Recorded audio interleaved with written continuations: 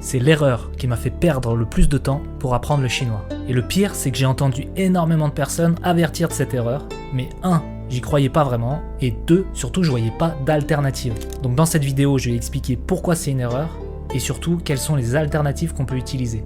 Donc l'erreur, c'est d'apprendre des listes de vocabulaire. Le déclic est venu quand j'ai entendu un linguiste expliquer le fonctionnement du cerveau. Et en fait, le cerveau fonctionne différemment quand il mémorise des choses du quotidien, comme une liste de courses, et quand il apprend une langue. Notre cerveau est en fait fait pour apprendre les langues. Mais quand on apprend une liste de mots, il n'a pas l'impression qu'il est en train d'apprendre une langue, il a l'impression qu'il est en train d'apprendre une liste de courses. Le problème, c'est qu'on a quand même besoin d'apprendre du vocabulaire, surtout avec une langue comme le chinois. Mais donc, il y a quand même une méthode.